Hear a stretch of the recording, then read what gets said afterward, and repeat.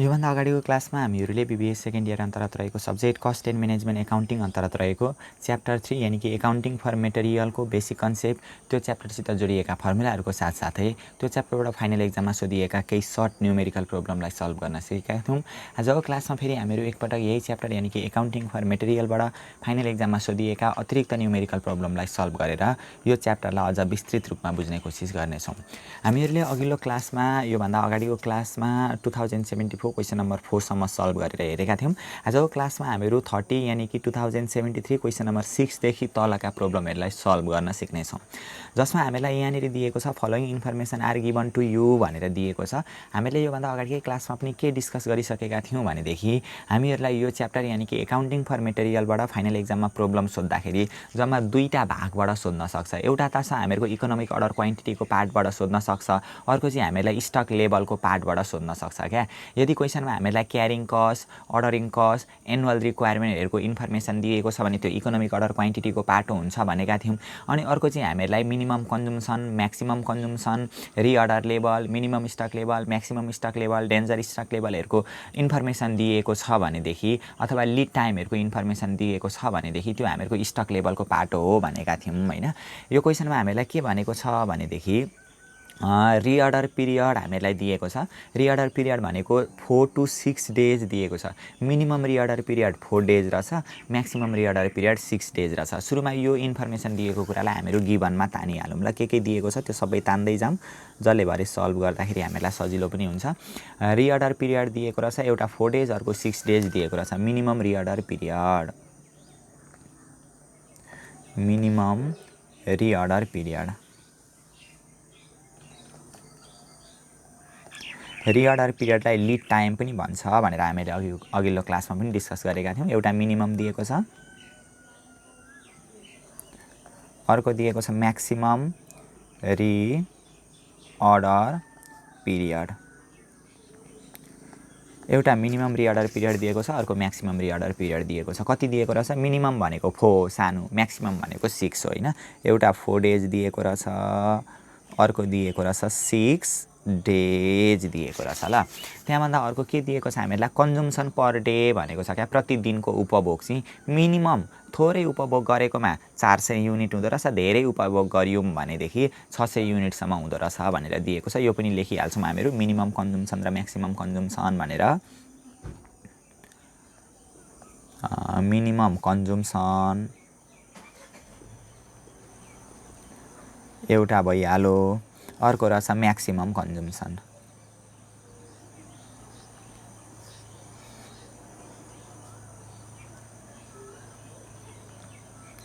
Minimum कन्जुम्सन र maximum कन्जुम्सन कति दिएको रहेछ यहाँनिर? 400 र 600 दिएको रहेछ। 400 युनिट, कन्जुम्सन भनेको त युनिटमै हुन्छ नि त। अर्को दिएको रहेछ 600 युनिट दिएको रहेछ होइन। यो दुईवटा पनि गिभन तानिहाल्यौँ हामीहरूले।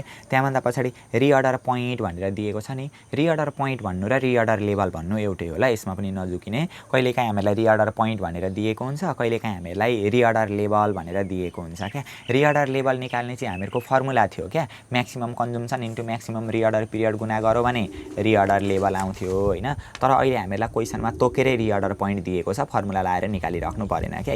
यसरी रिअर्डर लेभल निकाल्नको लागि रिअर्डर लेभललाई आरओएलले डिनोट गरिन्छ, रिअर्डर पोइन्ट भनेको पनि आरओएलै होला, आरओपीले डिनोट गर्दा पनि हुन्छ, केही फरक पर्दैन। यो हामीहरू maximum consumption into maximum lead time अथवा म्याक्सिमम रिअर्डर पिरियड भन्ने फर्मुला एप्लाई गरेर निकाल्थ्यौँ होइन। तर अहिले चाहिँ हामीलाई के गर्यो? तोकेरै रिअर्डर पोइन्ट दिएको कारणले गर्दा त्यही गिभन तानिदिन्छौँ हामीहरू। Reorder point, order point, reorder point भन्नु र रिअर्डर लेभल भन्नु एउटै हो होइन। आरओपीले डिनोट गर्दा पनि केही फरक पर्दैन। 3600 युनिट दिएको रहेछ, 3600 युनिटको 3600 युनिट हामीले लेख्न सकिहाल्यौँ। त्यहाँभन्दा पछाडि अर्को रिअर्डर क्वान्टिटी भनेर दिएको छ ल। रिअर्डर क्वान्टिटी भनेको आरओक्यूले डिनोट गरिन्छ, रिअर्डर क्वान्टिटी। रिअर्डर क्वान्टिटी भनेको आरओक्यू होइन। आरओक्यू हामीलाई दिएको छ अहिले यहाँनिर 4000 युनिट दिएको छ। 4000 युनिटको 4000 युनिट। यहाँसम्म त हामीले जम्मा गिभन मात्रै तानेको हो, केही गरेकै छैन।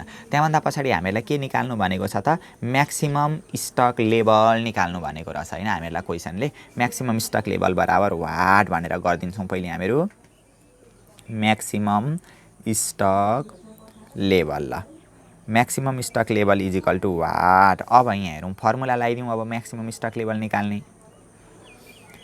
Maximum stock level, maximum stock level निकाल्ने फर्मुला के थियो? हामीहरूको जम्मा तीनवटा फर्मुला चाहिँ मेन इम्पोर्टेन्ट हुन्छ क्या। एउटा रिअर्डर लेभल निकाल्ने फर्मुला इम्पोर्टेन्ट हुन्छ।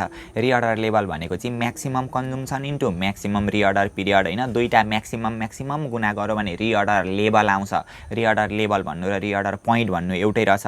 अर्को मिनिमम स्टक लेभल भन्ने छ क्या। मिनिमम स्टक लेभल र म्याक्सिमम स्टक लेभलको फर्मुला पनि इम्पोर्टेन्ट हो। मिनिमम स्टक लेभल निकाल्ने formula ROL minus average consumption into average lead time हुन्छ।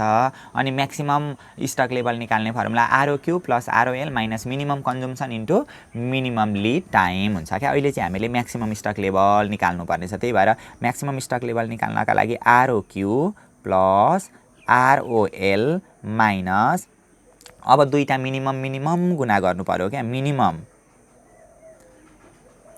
Minimum consumption minimum consumption into minimum lead time हुन्छ क्या।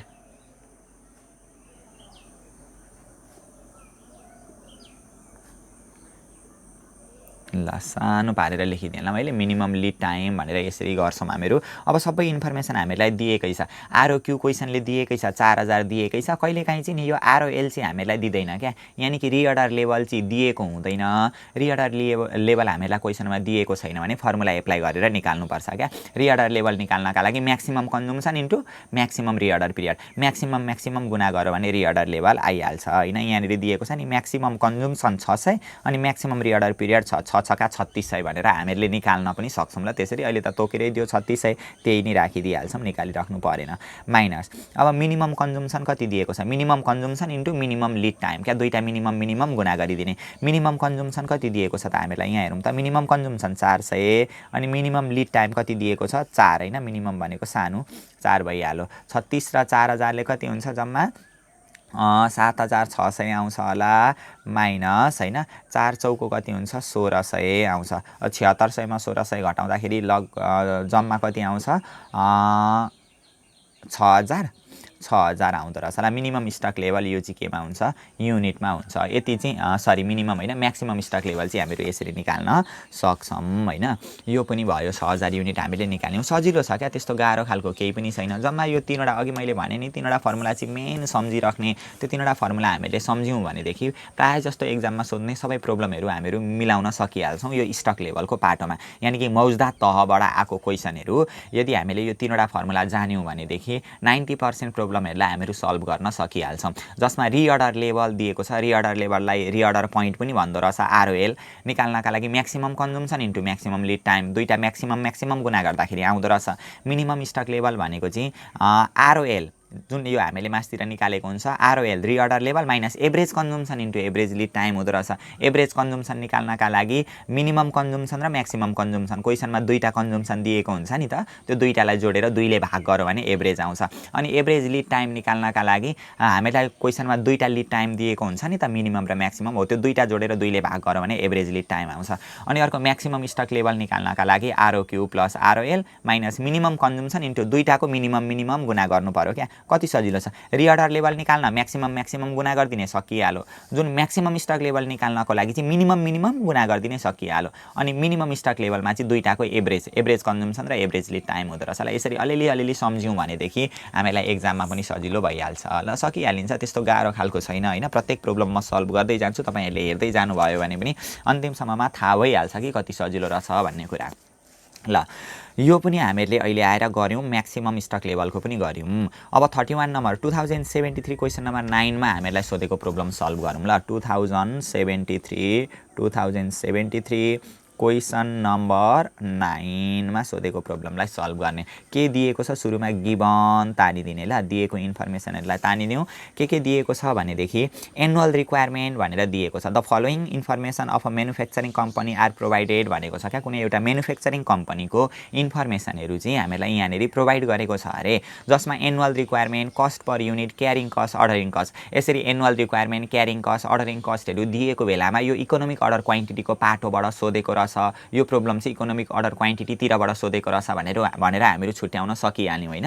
होइन भने रिक्वायरमा हामीलाई के निकाल्नु भनेको छ त्यही अनुसार गर्दै जाँदाखेरि हिसाब मिलिहाल्छ क्या। एनुअल रिक्वायरमेन्ट दिएको रहेछ, गिभन तान्दै जाउँ यसलाई। Annual requirement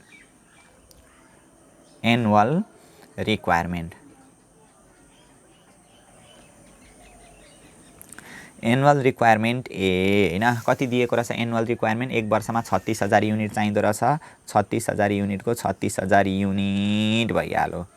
annual रिक्वायरमेन्टदेखि cost per unit भनेको छ क्या। हामीले किनेर ल्याउँदाखेरि जस्तै वर्षमा हामीलाई 36,000 युनिट चाहियो होइन। अब यो 36,000 युनिट किनेर ल्याउँदाखेरि कति रुपियाँको टाका दरले किनेर ल्याइयो त? कस्ट पर युनिट, एक युनिटलाई 20 रुपियाँ पर्दो रहेछ होइन। कस्ट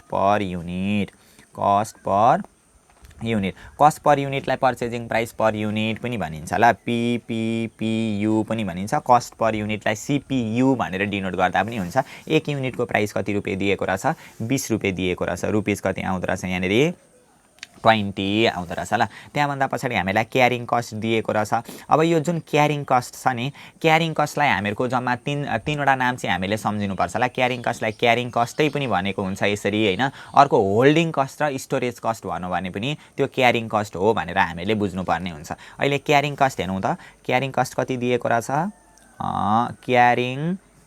क्यारिङ कस्ट चाहिँ जहिले पनि यो पर्चेज प्राइस पर युनिट क्या, एक युनिटको लागतबाट निर्धारण हुन्छ क्या। क्यारिङ कस्टलाई सीले डिनोट गरिन्छ। कति पर्सेन्ट दिएको छ? डाइरेक्ट हामीलाई यति रुपियाँ भनेर दिएको छ भने त्यही हुन्छ। तर अहिले चाहिँ 10% अफ इन्भेन्ट्री भ्यालु भनेको छ नि, इन्भेन्ट्री भ्यालुको 10%। इन्भेन्ट्री भ्यालुको मतलब यो जुन किनेर ल्याउँदाखेरि एक युनिटलाई परेको छ नि 20 रुपियाँ हो, त्यसको 10%बाट गर्नुपर्छ ल। हामीलाई दिएको रहेछ 10% दिएको रहेछ अफ कति रुपियाँको? 20 रुपियाँ भनेर गरिदिने ल। कति आउँछ? 20 को 10% भनेको 2 रुपियाँ चाहिँ हामीहरूको क्यारिङ कस्ट रहेछ होइन। क्यारिङ कस्टको अर्को दुईवटा नाम पनि सम्झिराख्ने, स्टोरेज कस्ट 10% भनौँ भने अथवा होल्डिङ कस्ट भनौँ भने पनि त्यो के रहेछ? क्यारिङ कस्ट रहेछ भनेर बुझ्नुपर्ने हुन्छ ल। क्यारिङ कस्ट भनेको चाहिँ हामीले मौजदातलाई व्यवस्थापन गर्नका लागि, सामग्रीलाई व्यवस्थापन गर्नका लागि लागेको खर्चहरू क्यारिङ कस्ट रहेछ होइन।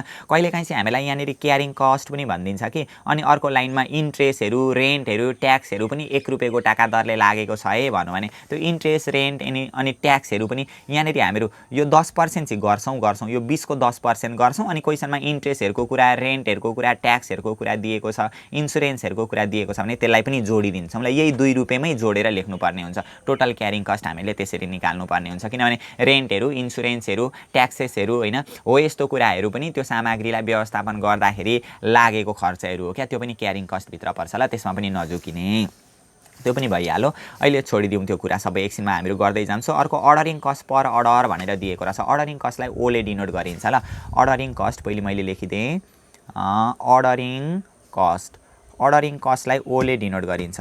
अर्डरिङ कस्ट दिएको रहेछ हामीलाई कति रुपियाँ दिएको रहेछ? ₹10 दिएको रहेछ होइन। त्यही भएर ₹10 भनेर हामीहरू लेख्न सकिहाल्यौँ। त्यहाँभन्दा पछाडि निकाल्नु भनेको छ total cost of economic order quantity, EOQ भनेको इकोनोमिक अर्डर क्वान्टिटी होइन। Total cost of economic order quantity EOQ is equal to what होइन। अब यो जुन अर्डरिङ कस्ट छ नि, अर्डरिङ कस्टलाई चाहिँ हामीलाई क्वेसनले कहिलेकाहीँ प्रोक्युरमेन्ट कस्ट पनि भनिदिन्छ क्या। प्रोक्युरमेन्ट कस्ट चाहिँ 10 रुपियाँको टाका दरले छ भनौँ भने त्यो पनि अर्डरिङ कस्ट हो। अनि अर्को cost of placing and receiving a order पनि भन्छ क्या। Cost of placing and receiving a order भनेको अर्डर रिसिभ गर्दाखेरि लागेको खर्च भनौँ भने त्यो पनि अर्डरिङ कस्ट हो। अनि सेटअप कस्ट भनेको छ भने त्यो पनि हामीले अर्डरिङ कस्ट मान्नुपर्ने हुन्छ ल। त्यसमा पनि नझुकिने। अर्डरिङ कस्टलाई अर्डरिङ कस्टदेखि फाल्टु अरू 3वटा नामले पनि भन्दो रहेछ।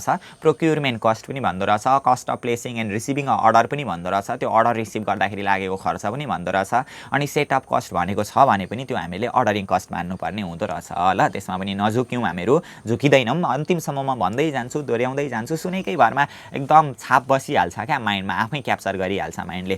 अब यहाँ हेरौँ ल, total cost of economic order quantity, total cost of economic order quantity EOQ। अब यहाँ ध्यान दिउँ, total cost of economic order quantity निकाल्ने दुईवटा फर्मुला छ क्या। एउटा अप्टिमल पर्चेजिङ पोलिसीमा छ, अर्को एक्जिस्टिङ पर्चेजिङ पोलिसीमा छ। दुईटै फर्मुला हामीहरूको एक्जामको लागि इम्पोर्टेन्ट हुन्छ। म अलिकति फेरि सेयर गरिदिन्छु ल। यसरी मैले देखाइराखेँ भनेदेखि माइन्डले आफसे आफ क्याप्चर गर्दै जान्छ क्या, यो चाहिँ हामीहरूलाई चाहिने कुरा रहेछ भनेर। हो त्यो माइन्ड पनि बेवकुफ भइदिन्छ क्या कोही कोही बेला नि। त्यही भएर आफसे आफ हामीहरूको छाप जस्तो बसिहाल्छ। यसलाई चाहिँ हेरिराखौँ ल, म प्रत्येकचोटि देखाइराख्छु। अहिले हामीलाई क्वेसनले total cost of economic order quantity निकाल्नु भनेको छ। अब total cost of economic order quantity निकाल्ने दुईटा फर्मुला छ, एउटा अप्टिमल पर्चेजिङ पोलिसीमा छ, अर्को एक्जिस्टिङ पर्चेजिङ पोलिसीमा छ। अहिले त क्वेसनले केही भनेको छैन, यहाँ हेरौँ त total cost of economic order quantity under optimal purchasing policy यो फर्मुला लाग्छ, अनि एक्जिस्टिङ पर्चेजिङ पोलिसी भनौँ भने त्यही total cost of economic order quantity निकाल्न AO/Q प्लस QC/2 माइनस डिस्काउन्टको एमाउन्टलाई घटाउनुपर्छ। यो A into PPPU into discount गर्दाखेरि चाहिँ डिस्काउन्टको एमाउन्ट आउँछ। यदि क्वेसनमा डिस्काउन्टहरूको कुरा गरेको छ र total cost of economic order quantity निकाल्नु भनौँ भने हामीले यो फर्मुला लाउनुपर्छ, किनभने छुट डिस्काउन्ट पाएको हुन्छ नि त। यदि क्वेसनले केही भनेको छैन, डिस्काउन्ट पनि दिएको छैन, कुन मेथडबाट कुन तरिकाबाट टोटल कस्ट निकाल्नु त्यो पनि भनेको छैन भने हामीले यही लाउने हो ल, सजिलो तरिकाले अप्टिमल पर्चेजिङ पोलिसीको फर्मुला लायौँ भने total cost of economic order quantity हामीहरूको डाइरेक्ट आइहाल्छ। त्यही भएर total cost of economic order quantity के रहेछ अप्टिमल पर्चेजिङ पोलिसीमा √ओभर 2AOC गरिदिएला। यहाँनिर अलिकति कच्याकुचुक भयो, यसलाई तपाईँहरूले बुझिदिनु ल, बुझिहाल्नुहुन्छ, केही फरक पर्दैन।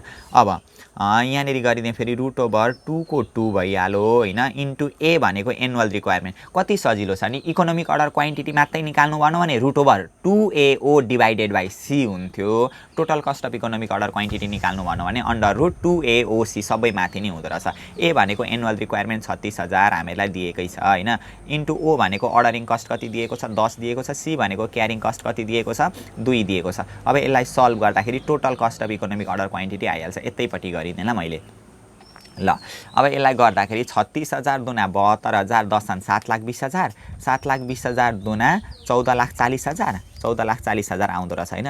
√ओभर 14,40,000 गर्दा 1,200 कि कति आउँछ, √ओभर 14,40,000 कतिवटा जिरो हुन्छ, 1 2 3 4वटा जिरो, 1 2 3 अझै 3वटा जिरो गर्दा 1,200 आउँदो रहेछ ल। सबै 14,40 1 2 3 4 अझै 3वटा जिरो गर्दाखेरि हामीहरूको यहाँनिर आउँदो रहेछ 1,200 आउँदो रहेछ ल। यो भनेको केमा हो, रुपिजमा हो ल। टोटल कस्ट निकालेको हो नि त हामीहरूले, कस्ट निकाल्दाखेरि केमा हुन्छ रुपिजमा होइन।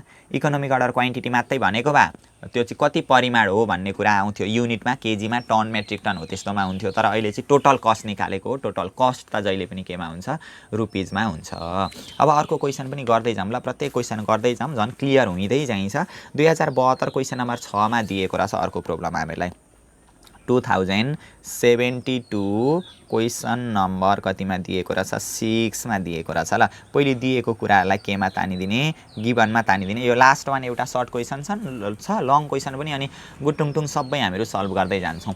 फलोइङ इन्फर्मेसन आर गिभन भनेको तलको इन्फर्मेसन चाहिँ हामीलाई दिएको रहेछ, जसमा के दिएको रहेछ हेरौँ त। Economic order quantity EOQ 4,000 unit दिएको रहेछ, गिभन तानिदिइहालौँ न। इकोनोमिक अर्डर क्वान्टिटी दिएको रहेछ हामीलाई 4,000 युनिट दिएको रहेछ होइन, 4,000 युनिटको 4,000 युनिट भइहाल्यो। अनि अर्को अर्डरिङ कस्ट पर अर्डर दिएको रहेछ नि, ordering cost ORDERING, ordering cost. Ordering कस्टलाई O ले डिनोट गरिन्छ, अर्डरिङ कस्टलाई अरू नामले पनि डिनोट गर्छ, अरू नामले पनि भनेको हुनसक्छ भनेको थियो होइन। प्रोक्युरमेन्ट कस्ट भनौँ भने, सेटअप कस्ट भनौँ भने, cost of placing and receiving order भनौँ भने, त्यो सबै अर्डरिङ कस्ट रहेछ, त्यसमा पनि नझुकिने ल। भन्दै जान्छु प्रत्येकचोटि, फेरि पनि आइहाल्छ कुरो। अर्डरिङ कस्ट अहिले डाइरेक्ट भनेको छ, अर्डरिङ कस्टले कति रुपियाँ दिएको रहेछ, ₹160 दिएको रहेछ।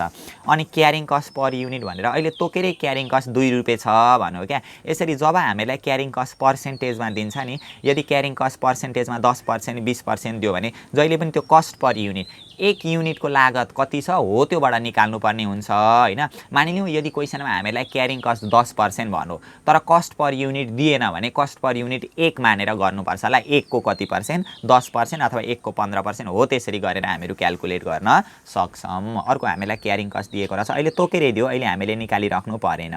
क्यारिङ कस्ट होइन, क्यारिङ कस्टलाई के ले डिनोट गरिन्छ, C ले डिनोट गरिन्छ। कति दिएको रहेछ क्यारिङ कस्ट, 2 रुपियाँ दिएको रहेछ। व्यवस्थापन गर्न लाग्ने खर्च होइन, एक युनिटलाई व्यवस्थापन गर्न लाग्ने खर्चहरू यो 2 रुपियाँ भनेको। यसको आधारमा एनुअल रिक्वायरमेन्ट निकाल्नु भनेको छ। अब रहेछ एनुअल रिक्वायरमेन्ट, यस्तो खालको प्रोग्राम त हामीले अघिल्लो क्लासमा पनि गरेका थियौँ, फेरि पनि गर्छौँ। Annual requirement, annual requirement annual रिक्वायरमेन्टलाई एले डिनोट गरिन्छ। अब यो डिनोटहरू हामीले बुझ्दै गएपछि नि कति सजिलो छ यहाँदेखि पछाडि पढ्ने हामीहरूका च्याप्टरहरू छन् नि accounting for labour, accounting for overhead हैन, volume and activity based costing, अनि सर्भिस कस्टिङहरू, कन्ट्र्याक्ट कस्टिङहरू, प्रोसेस कस्टिङहरू, अनि अर्को स्ट्यान्डर्ड कस्टिङहरू, बजेटिङहरू हैन, फ्लेक्सिबल बजेटहरू, सबै भेरिएबल एन्ड एब्जर्प्सन कस्टिङहरू सबै कति सजिलो छन् क्या। कस्ट भोल्युम प्रॉफिट एनालाइसिसहरू यति सजिला च्याप्टरहरू छन् नि, छक्क पर्नुहुन्छ तपाईहरु अन्तिमसम्म पढ्दै जाँदाखेरि यति सजिलो च्याप्टर छन् सेकेन्ड इयरमा भन्ने कुरा पनि नि। अब नाउ यहाँ हेरौँ ल, हामीले निकाल्नु पर्ने छ एनुअल रिक्वायरमेन्ट निकाल्नु पर्ने छ। एनुअल रिक्वायरमेन्टको डाइरेक्ट हामीहरूको फर्मुला छैन हैन, हामीले लेखेका छैनौँ, फर्मुला बनाउँदा त बनिहाल्छ हैन, किन धेरैवटा फर्मुला जानेर जिगज्याग हुनु त। त्यही भएर एनुअल रिक्वायरमेन्टको छुट्टै फर्मुला नलाउने, यो जुन हामीलाई इकोनोमिक अर्डर क्वान्टिटी दिएको छ नि क्वेसनमा, त्यही इकोनोमिक अर्डर क्वान्टिटीको फर्मुला लगाइदिउँ भनेदेखि हामीहरूको एनुअल रिक्वायरमेन्ट आइहाल्छ। इकोनोमिक अर्डर क्वान्टिटी निकाल्ने फर्मुला √2AO/C हुन्छ। Total cost of economic order quantity निकाल्ने चाहिँ √2AOC सबै माथि हुन्छ गुणा, तर इकोनोमिक अर्डर क्वान्टिटी मात्रै निकाल्न चाहिँ यो सीले तल ल्याएर डिभाइड गर्नुपर्ने हुन्छ ल। इकोनोमिक अर्डर क्वान्टिटी अब क्वेसनमा कति दिएको छ हेर्दै जाउँ। इकोनोमिक अर्डर क्वान्टिटी अहिले क्वेसनमा 4000 दिएको छ, 4000 को 4000 भइहाल्यो इजिकल टु √2 को 2 भइहाल्यो। ए भनेको एनुअल रिक्वायरमेन्ट निकाल्नु पर्ने हो हामीहरूले, इन्टु ओ भनेको अर्डरिङ कस्ट। कति सजिलो हुन्छ क्या, आँखा चिम्लेर यो च्याप्टर गुटुङटुङ गऱ्यौँ भने पनि हामीले एक्जाममा मिलाउन सकिहाल्छौँ। डिभाइडेड बाई सी भनेको क्यारिङ कस्ट कति दिएको छ, 2 दिएको छ। अब यो रुट यता आउँदा स्क्वायर हुन्छ भन्ने एजुम्सनको साथ गर्दा पनि हुन्छ, अथवा स्क्वायरिङ बोथ साइड गऱ्यौँ भने यतापट्टि पनि स्क्वायर गरिदिने, उतापट्टि पनि स्क्वायर गरिदिने, स्क्वायर र रुट उतापट्टिको काटिन्छ, यतापट्टिको स्क्वायर हुन्छ, त्यो छाडिदिने। त्यो झमेलामा किन पस्नु, यो रुट यतापट्टि आउँदा स्क्वायर हुन्छ, त्यही एजुम्सनमा हामीहरू जान्छौँ। थोरै हामीले म्याथमेटिकल्ली रूपमा सल्भ गर्नुपर्ने हो र, एकाउन्टको हो नि त यो, हामीले डाइरेक्ट गर्न पाइहाल्छौँ। यतापट्टि आउँदा स्क्वायर भइहाल्यो इजिकल टु यो 2 र 2 त काट्यो, 2 र 2 काटिसकेपछि कति हुँदो रहेछ, यो रुट यता आउँदा स्क्वायर भयो। एकचोटि मैले सारिदिएँ ल, नझुक्यौँ भन्नको लागि एकचोटि म सारिदिन्छु। 160 का मुनि कति रहेछ, 2 रहेछ। यो 2 र 2 काट्यो भने बाँकी कति रह्यो त, 4 को स्क्वायर कति हुन्छ, 4 को स्क्वायर 16 हुन्छ। तीनवटा जिरोको स्क्वायर गऱ्यौँ भने 1 2 3 4 5 6 हुन्छ ल, यसरी बुझ्दाखेरि भइहाल्यो। इजिकल टु 2 र 2 काट्यो, ए को ए भयो, इन्टु कति रहेछ 160 रहेछ। और यहाँनिर दिएको छ नि 1 6 1 2 3 4 5 6 डिभाइडेड बाई कति आउँदो रहेछ 160 हैन, 160 इजिकल टु ए भयो हैन। देयरफोर एनुअल रिक्वायरमेन्ट कति आउँदो रहेछ त हामीहरूको एनुअल रिक्वायरमेन्ट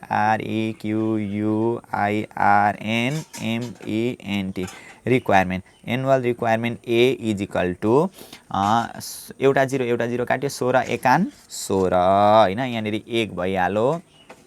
अर्को कति हुन्छ, 16 एकान 16, एउटा जिरो काट्यो, 1 2 3 4 5वटा जिरो रह्यो हैन, अनि 1 2 3 4 5वटा जिरो रह्यो।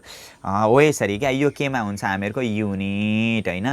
एनुअल रिक्वायरमेन्ट एक वर्षमा कति युनिट चाहिँदो रहेछ, 1 लाख युनिट चाहिँदो रहेछ। हो यसरी पनि हामीहरू यसलाई सल्भ गर्न सक्छौँ। यो सम्पूर्ण नोटहरू नि तपाईहरुलाई यहाँबाट हेर्नको लागि, यहाँबाट बुझ्नको लागि अप्ठ्यारो हुन्छ भनेदेखि हेल्प फर स्टुडेन्ट यो जुन च्यानल छ हो यसको फेसबुक पेज पनि रहेको छ। हो त्यो फेसबुक पेजमा हामीले यो सम्पूर्ण गरेको सल्भहरूको साथसाथै थ्योरिटिकल कन्सेप्टहरू पनि त्यहाँनिर अपलोड गर्ने गरेको छौँ हैन। तपाईहरुले त्यहाँनिर गएर पनि डाउनलोड गरेर पनि त्यो कपीहरूलाई डाउनलोड गरेर पनि अझै सजिलो तरिकाले बुझ्न सक्नुहुन्छ ल। अब यहाँभन्दा पछाडि हामीहरू अर्को पनि प्रब्लम सल्भ गरौँ ल। आजै हामीहरू लङ प्रब्लममा पनि प्रस्थान गरिहालौँ न त।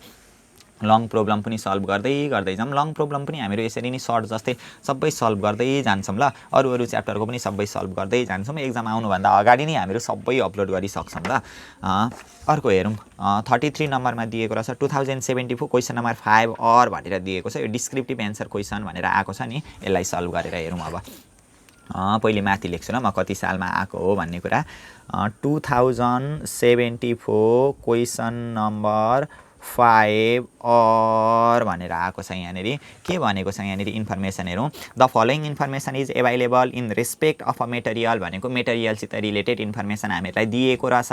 रिअर्डर लेभल भनेर दिएको छ, रिअर्डर पिरियड भनेर दिएको छ। यो सबैलाई सुरुमा गिभन तानिदिने ल। गिभनमा तानिदिएँ भरे हिसाब गर्नका लागि सजिलो हुन्छ क्या। एक्जाममा आउँदाखेरि पनि एक्जाममा गर्दाखेरि पनि सुरुमै गिभन तानिदिइहाल्नु। रिअर्डर लेभल भनेर दिएको छ। रिअर्डर लेभल र रिअर्डर पोइन्ट भन्नु एउटै हो ल। रिअर्डर लेभल हामीहरूलाई दिएन यदि क्वेसनले भनेदेखि हामीले निकाल्नुपर्ने हुन्थ्यो यस्तो खालको प्रब्लममा। रिअर्डर लेभल निकाल्नका लागि म्याक्सिमम गुणा गऱ्यो भने रिअर्डर लेभल आइहाल्छ क्या। म्याक्सिमम कन्जम्सनमा म्याक्सिमम रिअर्डर पिरियड गुणा गऱ्यो भने रिअर्डर लेभल आइहाल्छ। मैले भने नि जम्मा 3वटा फर्मुला तपाईँहरूले सुरुमा जान्नुभयो भनेदेखि हैन 3वटा फर्मुला चाहिँ अलिक विस्तृत तरिकाले अध्ययन गर्नुभयो भनेदेखि सबै जे क्वेसनले भने पनि यीबाट हामीहरू निकाल्न सक्छौँ ल। 90% एक्जाममा सोध्ने प्रब्लमहरू जुन स्टक लेभलको पाटोबाट हामीलाई प्रब्लम आउँछ नि, स्टक लेभलबाट आएको 90% प्रब्लमहरू हामीहरू सल्भ गर्न सकिहाल्छौँ ल। एक्जाममा जति पनि प्रब्लमहरू सोध्छ सबै यो 3वटा फर्मुलाको बेसमा सोधिराखेको हुन्छ। रिअर्डर लेभल निकाल्ने एउटा जान्नु पर्यो। रिअर्डर लेभल भन्नु र रिअर्डर पोइन्ट भन्नु एउटै रहेछ। म्याक्सिमम कन्जम्सन र म्याक्सिमम लिड टाइम गुणा गर्यो भने रिअर्डर लेभल आउँदो रहेछ। मिनिमम स्टक लेभल निकाल्नका लागि रिअर्डर लेभल यो जुन रिअर्डर लेभल आएको छ minus average consumption into average lead time हुँदो रहेछ। म्याक्सिमम स्टक लेभल निकाल्नका लागि आरओक्यू प्लस आरओएल, यो आरओएलमा एउटा थपिदो रहेछ आरओक्यू, अनि दुईटा मिनिमम क्या मिनिमम कन्जम्सन र मिनिमम लिड टाइम गुणा गर्यो भने के आउँदो रहेछ म्याक्सिमम स्टक लेभल आउँदो रहेछ ल। त्यो 3वटा फर्मुला हामीले जान्यौँ भनेदेखि म्याक्सिमम 90% प्रब्लमहरू हामीहरू सल्भ गर्न सकिहाल्छौँ। अहिले हेरौँ ल, रिअर्डर लेभल भनेर दिएको रहेछ त्यही लेखिदिने ल, जे भन्यो त्यही लेख्दै जान्छु म यहाँनिर। Reorder level, reorder level, reorder लेभललाई reorder point पनि भन्छ। रिअर्डर लेभल भनेको आरओएल भयो हैन। दिएको छ अहिले हामीलाई 1800 युनिट भनेर यो क्वेसनमा दिएको छ रिअर्डर लेभल हैन। त्यहाँभन्दा पछाडि रिअर्डर पिरियड भनेको छ। रिअर्डर पिरियड भन्नु र लिड टाइम भन्नु एउटै हो र 4 र 6 डेज दिएको छ नि। मिनिमम भनेको 4 डेज, म्याक्सिमम भनेको 6 डेज हुन्छ हैन। Minimum reorder period, minimum reorder period, reorder period, minimum reorder period यसलाई केहीले डिनोट नगरिदिने ल, 4 डेज भनेर हामीलाई दिएको छ। अर्को maximum reorder period, maximum reorder period, maximum reorder period भनेर 6 डेज भनेर हामीलाई दिएको छ ल। अनि यहाँभन्दा अर्को हामीलाई दिएको छ रिअर्डर पिरियड भइहाल्यो। अर्को रिअर्डर क्वान्टिटी भनेर दिएको छ। पुनः आदेश पटक हामीहरूले आदेश गर्दाखेरि हैन माग गर्दाखेरि सामग्रीको माग गर्दा कति माग गर्दा रहेछौँ 4000 युनिट माग गर्दा रहेछौँ हैन। रिअर्डर क्वान्टिटी पुनः आदेश खरिद परिमाण भन्छ क्या। फेरि आदेश गर्दाखेरि कति परिमाण हामीहरू ल्याउँदा रहेछौँ 4000 युनिट ल्याउँदा रहेछौँ। रिअर्डर क्वान्टिटी, रिअर्डर क्वान्टिटी भनेको आरओक्यू होला। यसलाई रिअर्डर लेभल भनेको आरओएल हैन, reorder level ROL, reorder quantity आरओक्यू कति दिएको रहेछ हामीलाई रिअर्डर क्वान्टिटी 4000 युनिट दिएको रहेछ। 4000 युनिटको 4000 युनिट भइहाल्यो यहाँनिर। अनि अर्को कन्जम्सन भनेको छ नि, कन्जम्सन 200 युनिट र 300 युनिट हुँदो रहेछ। मिनिमम भनेको 200, म्याक्सिमम भनेको 300। Minimum consumption, minimum consumption, minimum consumption दिएको रहेछ 200 युनिट दिएको रहेछ। अर्को maximum consumption, maximum consumption, maximum consumption दिएको रहेछ 300 युनिट दिएको रहेछ ल। 300 युनिट दिएको रहेछ म्याक्सिमम कन्जम्सन। यसको आधारमा के एउटा मिनिमम स्टक लेभल निकाल्नु भन्दैछ, अर्को म्याक्सिमम स्टक लेभल निकाल्नु भन्दैछ। यो त पानी फिलिली आइहाल्छ यहाँ हेरौँ ल। अब दुईटै कुरा निकाल्न सिकौँ यहाँबाट। एउटा निकाल्नु भनेको रहेछ मिनिमम स्टक लेभल। यहाँभन्दा माथि त के बुझ्नु र, यो त जस्ट हामीले गिभन तानेको हैन। मिनिमम स्टक लेभल निकाल्नु भनेको रहेछ एउटा, अर्को भनेको रहेछ maximum stock level.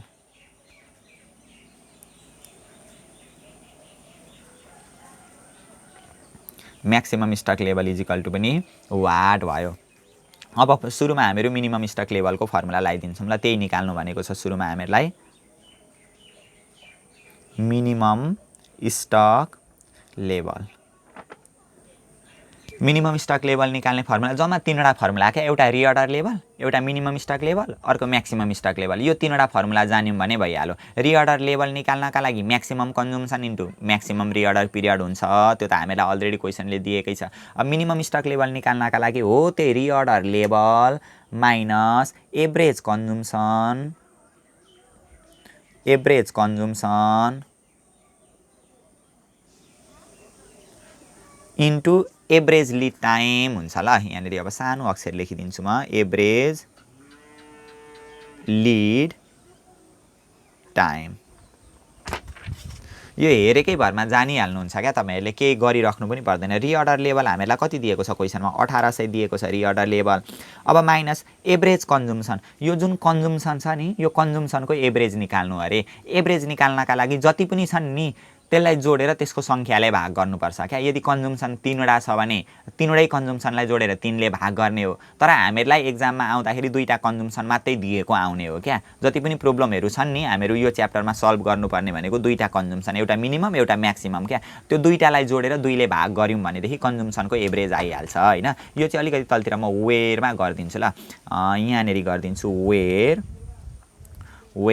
Average consumption, average consumption यसरी लेखिदिएँ ल। CONS भनेको कन्ज्युम्सन हो। एभरेज कन्ज्युम्सन निकाल्नका लागि म्याक्सिमम र मिनिमम जोडेर 2ले भाग गर्नु पर्यो। यहाँ हेरौँ त, म्याक्सिमम कन्ज्युम्सन कति दिएको छ 300, मिनिमम कन्ज्युम्सन 200 होइन। यो 2टा जोडेर होइन, जुन जतापट्टि ल्याएर जोड्दा पनि हुन्छ। अगाडि 300 लेखेर पछाडि 200 लेख्दा पनि हुन्छ। म्याक्सिमम प्लस मिनिमम बाई 2 गर्दा पनि भयो, minimum plus maximum divide by 2 गर्दा पनि भयो।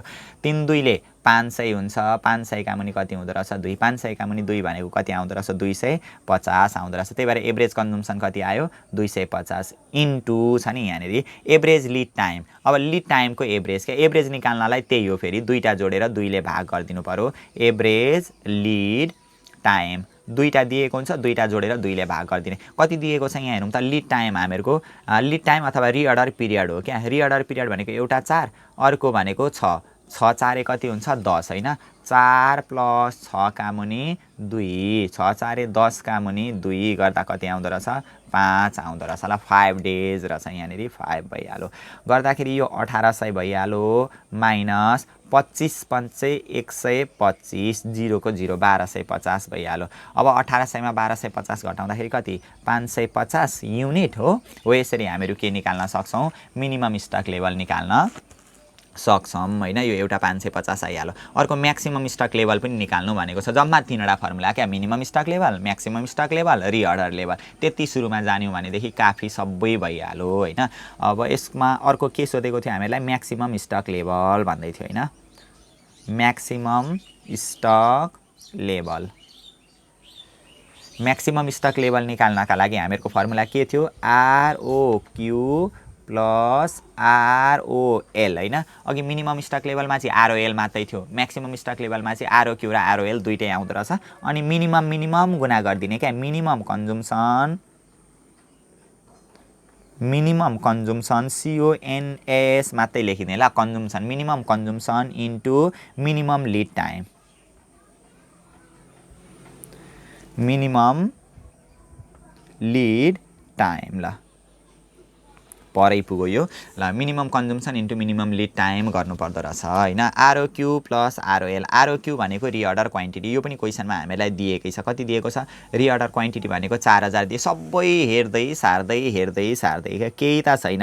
प्लस ROL भनेको रिअर्डर लेभल, कति दिएको छ रिअर्डर लेभल हामीलाई 1800 दिएको छ होइन। यो 1800 को फेरि 1800 भइहाल्यो माइनस। अब मिनिमम कन्ज्युम्सन कति दिएको छ, मिनिमम कन्ज्युम्सन 200 अनि मिनिमम रिअर्डर पिरियड 4 क्या। मिनिमम गुणा गर्ने हो नि त, 200 इन्टु कति दिएको रहेछ 4 दिएको रहेछ ल।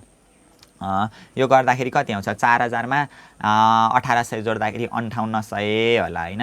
अनि माइनस 4 दुना कति सय आउँछ 800 आउँछ। 5800 मा 800 घटाउँदाखेरि कति हुन्छ 5000 युनिट आउँदो रहेछ। यसलाई के भन्यौँ हामीले, म्याक्सिमम स्टक लेभल भन्यौँ ल। यसरी हामीहरू म्याक्सिमम स्टक लेभल पनि निकाल्न सक्दो रहेछौँ होइन। जुन एन्सर हामीलाई यहाँनिर दिएको छ 5000 युनिट भनेर दिएको छ, यो पनि निस्कियो। अब अर्को प्रब्लम पनि हामीहरू एउटा सल्भ गरिहालौँ ल। अनि त्यहाँभन्दा पछाडिका प्रब्लम पनि कन्टिन्यू हामीहरू सल्भ गर्दै जान्छौँ। केही छैन, सबै सकिहाल्छौँ हामीहरू। त्यहाँभन्दा पछाडि एकाउन्टिङ फर लेबरको पनि यसरी नै हामीहरू प्रत्येक लाइन बाई लाइन सल्भ गर्दै जान्छौँ ल। अब अर्को 2073 क्वेसन नम्बर 5 अर्को यो प्रब्लम गरौँ ल।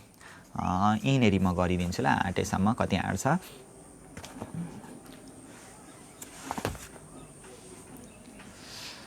ल। केही छैन यो। 2073 क्वेसन नम्बर 5 अर भनेर दिएको छ ल। यो पहिले माथि म लेखिदिन्छु टपिक्समा 2073 क्वेसन नम्बर 5 अर को प्रब्लम रहेछ यो ल। अब के दिएको छ यसको पनि सुरुमा गिभन तानिदिइहालौँ। Following particular of a manufacturing firm are provided to you भनेको छ। तलको विवरण चाहिँ कुनै एउटा म्यानुफ्याक्चरिङ फर्मको हामीलाई दिएको छ अरे, जसमा एनुअल रिक्वायरमेन्ट अफ इन्भेन्ट्री भनेको छ नि। एनुअल रिक्वायरमेन्ट भनेको ए भइहाल्यो होइन, यसैलाई नि सार्दै जाने। अब सार्दै गयौँ भने यो च्याप्टर मिलाइहाल्छौँ क्या हामीहरू। एनुअल रिक्वायरमेन्ट दिएको रहेछ ल। एनुअल रिक्वायरमेन्ट, एनुअल रिक्वायरमेन्टलाई एले डिनोट गरिन्छ ल। एनुअल रिक्वायरमेन्ट दिएको रहेछ जम्मा 40,000 युनिट दिएको रहेछ। 40,000 युनिटको 40,000 युनिट भइहाल्यो एनुअल रिक्वायरमेन्ट होइन। त्यहाँभन्दा पछाडि अर्को दिएको छ पर्चेज प्राइस अफ इन्भेन्ट्री भनेको छ नि। इन्भेन्ट्री पर्चेज गर्दाखेरि कति रुपियाँ पर्दो रहेछ 20 पर युनिट पर्दो रहेछ क्या। 1 युनिट पर्चेज गरेको 20 रुपियाँ पर्दो रहेछ होइन। पर्चेज प्राइस पर युनिट त्यही सबै लेखिदिएँ ल मैले। पर्चेज प्राइस पर युनिट, यसलाई सिपियु क्या कस्ट पर युनिट भन्दा पनि भयो, पर्चेज प्राइस पर युनिट पिपिपियु भन्दा पनि भयो ल। पर्चेज प्राइस पर युनिट भन्न खोजेको सबै लेखिदिएको ल मैले। कति रुपियाँ दिएको छ यो 20 रुपिज दिएको छ, 20 रुपियाँ दिएको छ। त्यहाँभन्दा अर्को के भनेको छ हामीलाई हेर्दै जाउँ भइहाल्यो। क्यारिङ कस्ट भनेर दिएको छ। यसलाई पटक पटक म भन्दैछु ल। क्यारिङ कस्टलाई अर्को होल्डिङ कस्ट पनि भन्छ, स्टोरेज कस्ट पनि भन्छ। होल्डिङ कस्ट स्टोरेज कस्ट भन्नु भने पनि त्यो क्यारिङ कस्ट हो। क्यारिङ कस्ट अहिले 10% दिएको रहेछ अफ इन्भेन्ट्री भ्यालु। 10% यसरी पर्सेन्टेजमा दियो भने जहिले पनि यो 1 युनिटलाई कति पर्छ हो त्योबाट निकाल्नु पर्ने हुन्छ ल। पर्चेज प्राइस अफ इन्भेन्ट्री भनेको छ नि 1 युनिट इन्भेन्ट्रीलाई कति पर्छ पर युनिट 20 रुपियाँ पर्छ भन्दैछ। 20 को 10% चाहिँ क्यारिङ कस्ट हुँदो रहेछ। 1 युनिट इन्भेन्ट्रीलाई व्यवस्थापन गर्न लाग्ने खर्च नि क्यारिङ कस्ट क्या। यहाँनिर यसरी निकाल्नुपर्छ क्यारिङ कस्ट। क्यारिङ कस्टलाई केले डिनोट गरिदो रहेछ सीले डिनोट गरिदो रहेछ। 10% दिएको रहेछ अफ रुपिज 20। 20 को 10% कति रुपियाँ आउँछ 2 रुपियाँ आउँछ होइन। त्यहाँभन्दा अर्को के दिएको छ अर्डरिङ कस्ट। अर्डरिङ कस्टलाई पनि म भन्दैछु ल। अगाडि नैदेखि हामीहरू डिस्कस पनि गर्दै थियौँ, अघिको क्वेसनमा पनि डिस्कस गऱ्यौँ। अर्डरिङ कस्टलाई प्रोक्युरमेन्ट कस्ट पनि भन्छ, cost of placing and receiving a order पनि भन्छ, सेटअप कस्ट पनि भन्छ। हो यस्तो नामले दियो भने त्यो पनि अर्डरिङ कस्ट हो। अहिले चाहिँ अर्डरिङ कस्ट पर अर्डर कति दिएको छ 400 दिएको रहेछ ल। अर्डरिङ कस्ट एकचोटि सामान अर्डर गऱ्यौँ भनेदेखि 400 रुपियाँ खर्च हुँदो रहेछ। अर्डरिङ कस्ट भनेको ओ दिएको रहेछ 400 होइन। यो पनि हामीले लेख्न सकिहाल्यौँ। अनि त्यहाँभन्दा पछाडि कति सजिलो हेरौँ न। 1 नम्बरमा इकोनोमिक अर्डर क्वान्टिटी इओक्यू निकाल्नु भन्दैछ ल। सुरुमा हामीलाई 1 नम्बरमा के सोधेको रहेछ economic order quantity. Economic order quantity QUANTITY ल। इकोनोमिक अर्डर क्वान्टिटी भनेको इओक्यू होइन इजिकल टु वाट। अब इओक्यू निकाल्ने हामीहरूको फर्मुला के हो त एउटै त छ। Economic order quantity under root 2AO by के थियो सी थियो। यसो गर्ने बित्तिकै हामीहरूको इकोनोमिक अर्डर क्वान्टिटी निस्किहाल्छ। यिनीहरू गरिदिएँ ल मैले। अन्डर रुटको अन्डर रुट भइहाल्यो, 2 को 2 भइहाल्यो, इन्टु ए भनेको एनुअल रिक्वायरमेन्ट कति दिएको छ हामीलाई 40,000 दिएको छ। 40,000 को 40,000 भइहाल्यो, इन्टु ओ भनेको अर्डरिङ कस्ट भइहाल्यो 400 रुपियाँ दिएकै रहेछ अर्डरिङ कस्ट, यो पनि भइहाल्यो, डिभाइडेड बाई सी भनेको क्यारिङ कस्ट। क्यारिङ कस्ट कति दिएको छ 2 दिएको छ होइन।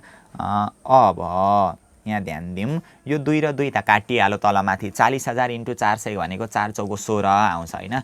एकचोटि फेरि गर्ने मैले सबै। 40,000 इन्टु 400 गर्दाखेरि 16 1 2 3 4 5 6वटा जिरो आउँदो रहेछ। 16 1 2 3 4 5 6वटा जिरो आउँदो रहेछ।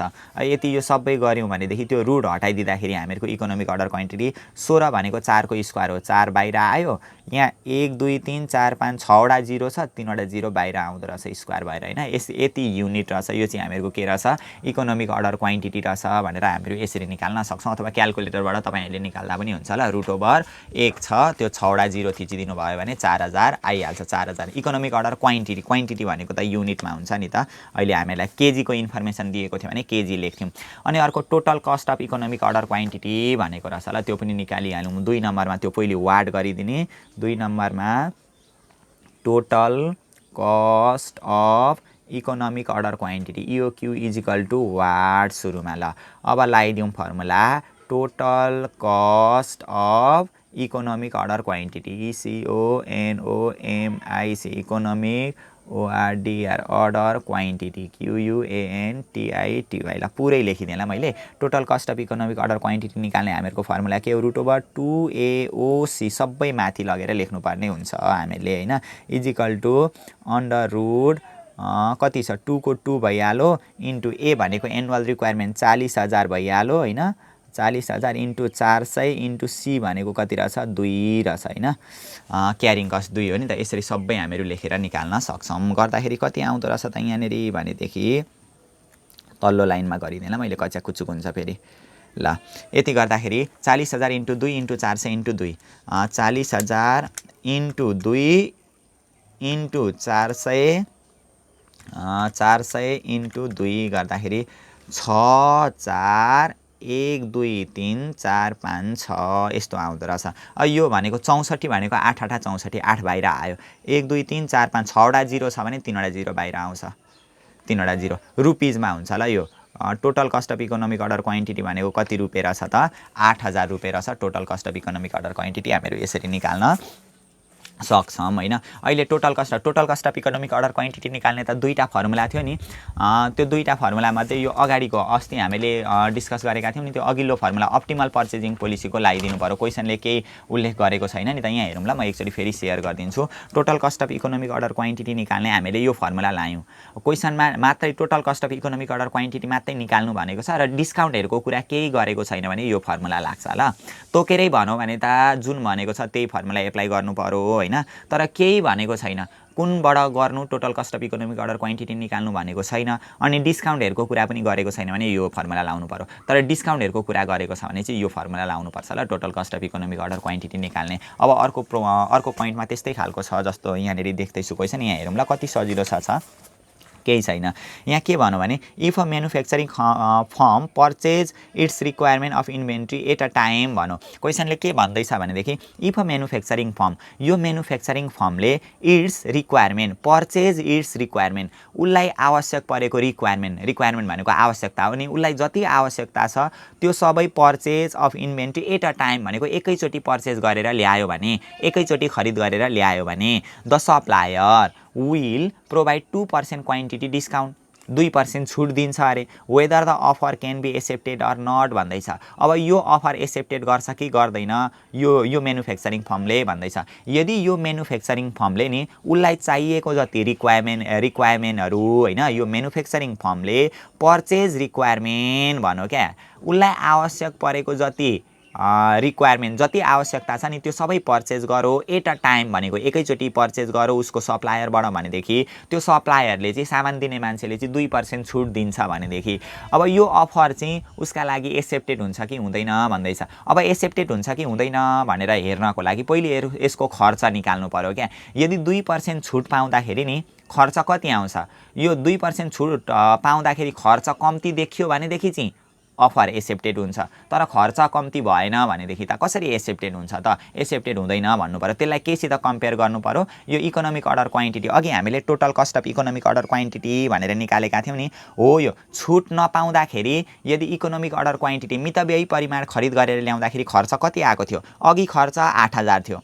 अब यो छुट पाउँदाखेरि खर्च कति हुन्छ त्यो निकाल्छौं हामीहरू। यदि खर्च कम्ती हुन्छ भने त्यो अफर एक्सेप्टेड हुन्छ होइन खर्च कम्ती छैन तर बढी छ खर्च भने त कसरी एक्सेप्टेड हुन्छ त एक्सेप्टेड हुँदैन भनेर हामीले लेख्नुपर्ने हुन्छ ल। अब सी नम्बरमा के भन्दैछ डिस्काउन्ट कति पर्सेन्ट पाउँछ अरे डिस्काउन्ट भनेको 2% पाउँछ अरे। कस्तो अवस्थामा डिस्काउन्ट पाउँछ जति उसलाई चाहिएको हो नि परिमाण त्यो सबै परिमाण एकैचोटि खरिद गरेर ल्यायो भने भनेको अर्डर साइज कति खरिद गरेर ल्याउनु पर्यो जति उसलाई चाहिएको हो नि उसको आवश्यकता जति हो एनुअल रिक्वायरमेन्ट उसको रिक्वायरमेन्ट जति सबै एकैचोटि खरिद गरेर ल्यायो भने रिक्वायरमेन्ट त कति छ 40,000 एकैचोटि खरिद गरेर ल्यायो भने त्यही भएर क्यू भनेको अर्डर साइज कति अर्डर गर्नु पर्यो 2% छुट पाउनका लागि कति अर्डर गर्नु पर्यो 40,000 युनिट अर्डर गर्नुपर्ने हुन्छ हो यस्तो भयो भने चाहिँ कति % छुट पाउँछ 2% छुट पाउँदो रहेछ अब यहाँ ध्यान दिउँ ल यसरी डिस्काउन्टको कुरा गरौ र यसको टोटल कस्ट हामीहरू निकाल्न खोज्दै छौं भनेदेखि नि डिस्काउन्टको कुरा गरेको बेलामा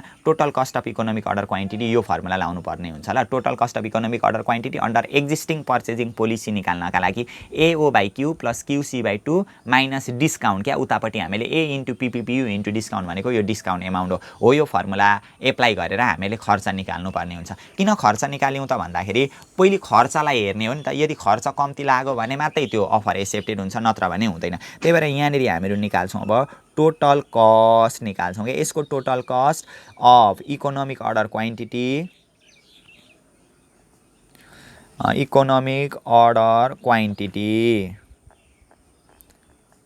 अथवा total cost of economic order quantity नलेखेर total cost at discount offer भनेर लेख्दा पनि हुन्छ ल डिस्काउन्ट अफर अन्तर्गतको टोटल कस्ट कति छ भनेर निकाल्दा हुन्छ total cost of economic order quantity at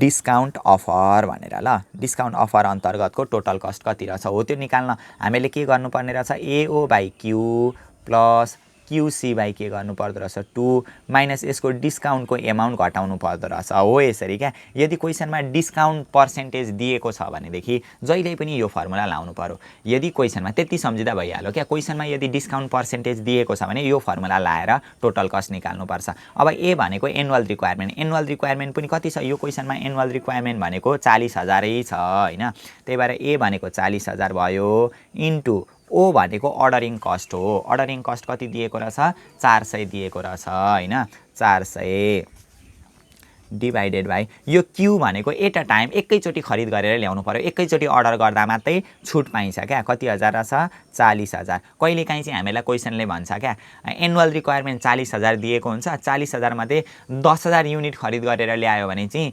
2% discount पाउँछ भन्दैको हुन्छ क्या 10,000 युनिट अर्डर गर्दा चाहिँ 2% डिस्काउन्ट पाउँछ भन्दैको हुन्छ त्यस्तो अवस्थामा क्यू कति राख्नुपर्छ 10,000 तर अहिले क्वेशनले चाहिँ एट अ टाइम भनेको एकैचोटी क्या एकै खेपमा अर्डर गरेर ल्यायो भने मात्रै डिस्काउन्ट पाउँछ भन्न खोजेको ल प्लस यो क्यू भनेको कति राख्नु पर्यो हामीले यहाँनेरि 40,000 किनभने एकैचोटी खरिद गरेर ल्याउनु पर्यो नि त सी भनेको क्यारिङ कस्ट हो सी को भ्यालु कति दिएको छ यहाँ हेरौँ त क्यारिङ कस्ट भनेको 2 रुपैयाँ दिएको रहेछ 2 को 2 भइहाल्यो डिवाइडेड बाइ 2 भइहाल्यो अब यो डिस्काउन्ट एमाउन्ट कसरी निकाल्छौँ अरे यो डिस्काउन्ट एमाउन्ट क्या छुट दिएको छ छुट त घट्छ नि त त्यही भएर माइनस A * PPPU एक वर्षमा कति परिमाण ल्याएको कति रुपैयाँ गोटाका दरले ल्याएको इन्टु त्यसको डिस्काउन्ट पर्सेन्टेज कति छ हो त्यो गर्ने बित्तिकै हामीहरूको डिस्काउन्टको एमाउन्ट आउँछ ल अब यसलाई गरौँ 40,000 र 40,000 काट्यो बाँकी 400 रुपैयाँ बाँकी रह्यो प्लस 2 र 2 काट्यो बाँकी 40,000 बाँकी रह्यो यहाँनेरि अनि माइनस ए भनेको त्यही 40,000 छ हैन यो क्वेशनमा इन्टु PPPU भनेको कति रुपैयाँ गोटाका दरले खरिद गरेर ल्याएको छ त यहाँनेरि पर्चेजिङ प्राइस पर युनिट भनेको 20 रुपैयाँ गोटाका दरले छ हैन एक युनिटलाई 20 रुपैयाँ पर्छ त्यही PPPU को भ्यालु 20 रुपैयाँ भइहाल्यो अनि फेरि इन्टु डिस्काउन्ट भनेको कति पर्सेन्ट छ त यो क्वेशनमा डिस्काउन्ट 2% छ हैन 2% यसरी गरिदिनु पर्यो 40,000 मा 400 जोड्दा 40,400 भइहाल्यो माइनस 40,000 इन्टु 20 गरिदिने को 2% निकाल्ने क्या यसरी 40,000 इन्टु 20 को 2% भनेको 0.02 हैन त गर्दाखेरि 16,000 हुँदो रहेछ यहाँनेरि 16,000 अब हेरौँ त 40,000 मा 40,400 मा 16,000 घटाउँदाखेरि 24,400 होला हैन 40,400 माइनस 16,000 घटाउँदाखेरि 24,400 आउँदो रहेछ हामीहरूको यहाँनेरि ल रुपैयाँ 24,400 आयो क्या यदि हामीहरूले 2% छुट पाउँछौँ भन्ने लोभले यदि हामीलाई चाहिएको जति सबै सामग्री एकैचोटी खरिद गरेर ल्यायौँ भने त्यसको लागत कति हुँदो रहेछ 24,400 हुँदो रहेछ तर यो अफर अब एक्सेप्टेड हुँदैन किन एक्सेप्टेड हुँदैन भनेदेखि यदि हामीले इकोनोमिक अर्डर क्वान्टिटी मितव्ययी तरिकाले खरिद गरेर ल्यायौँ भने यहाँ हेरौँ त total cost of economic order quantity यो चाहिँ अप्टिमल पर्चेजिङ पोलिसी हो क्या मितव्ययी तरिकाले हामीलाई जति चाहिएको जति परिमाण चाहिएको हो त्यति परिमाण नि हामीले खरिद गरेर ल्याएका छौँ कम खर्चमा आएको छ भनेदेखि त्यसको टोटल लागत कति हुँदो रहेछ 8,000 हुँदो रहेछ तर त्यो हामीलाई सामान बेच्ने मान्छेले उनीहरूले चाहिँ देखाएको प्रलोभनलाई हामीहरूले फलो गरेको भए त्यसको खर्च कति आउँदो रहेछ 24,400 आउँदो रहेछ 2% डिस्काउन्टको पिछा गरेको भए खर्च कति हुँदो रहेछ 24,400 पो हुँदो रहेछ त्यही भएर यो अफर अब एक्सेप्टेड हुँदैन किनभने यसको यो 2% डिस्काउन्टको पिछा गर्यौं भने हामीहरूको खर्च कति हुँदो रहेछ 24,400 बढी लागत हुँदो रहेछ नि त यो डिस्काउन्ट नपाउँदैखेरि 8,000 मा सामान आइराखेको छ डिस्काउन्ट पाउँदा डिस्काउन्ट दिन्छु भन्ने लोभ देखाएर एकैचोटी सबै सामान भित्र्यायौं भनेदेखि त खर्च बढी हुँदो रहेछ त्यही भएर discount offer should not be accepted भनेर लेख्नुपर्ने हुन्छ ल the discount offer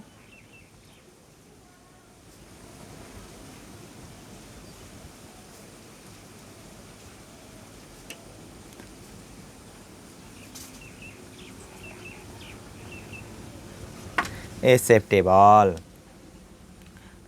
because total cost under discount offer is higher भनेर लेख्दा पनि हुन्छ टोटल कस्ट चाहिँ डिस्काउन्ट अफर अन्तर्गत हायर छ भनेर लेख्दाखेरि भइहाल्यो ल यहाँ एन्सर सबै दिएको छ भने सबै लेखिदिउँ हैन भने त्यतिकै छोड्दा पनि हुन्छ इफ नट एक्सेप्टेड भनेर दिएको रहेछ किन नट एक्सेप्टेड भयो त यहाँनेरि खर्च चाहिँ के छ हायर छ भनेर लेख्दाखेरि भयो अब यहाँदेखि उताका जुन तल दिएका प्रब्लमहरु छन् नि 2072 क्वेशन नम्बर 5 यहाँदेखि तलका सबै प्रब्लमहरु पनि हामीहरु लाइन बाइ लाइन सल्भ गर्दै जान्छौं हैन आजको भिडियो कुन्ता लामो भइसक्यो अब यहाँदेखि उता चाहिँ मैले यसलाई बढाइन अब आउने अर्को क्लासमा चाहिँ हामीहरु यहाँदेखि तलका सम्पूर्ण प्रब्लमहरु सल्भ गर्दै जान्छौं अब एउटा दुईटा क्लास मा सल्भ गर्यौं भने सबै प्रब्लम हामीहरु सल्भ गरिसकिहाल्छौं ल च्यानलमा रहिरहनको लागि चाहिँ च्यानललाई सब्स्क्राइब गर्नुहोस् र नजिकै रहेको बेल आइकनलाई पनि दबाइदिनुहोस् ताकि हामीहरुले अपलोड गर्ने पाठ्यक्रमसँग सम्बन्धित नयाँ भिडियोहरु तपाईहरुले तुरुन्त प्राप्त गर्न सक्नुहोस् साथै यो भिडियोलाई सम्पूर्ण सेकेन्ड इयरमा अध्ययन गर्नुहुने साथीहरु समक्ष शेयर पनि गर्नुहोस् ताकि उहाँहरुलाई पनि एकाउन्टसित रिलेटेड फाइनान्ससित रिलेटेड न्यूमेरिकल प्रब्लमहरु सल्भ गर्न थ्योरेटिकल कन्सेप्टहरु बुझ्नका लागि समस्या भएमा समाधानमा सहयोग मिलोस्।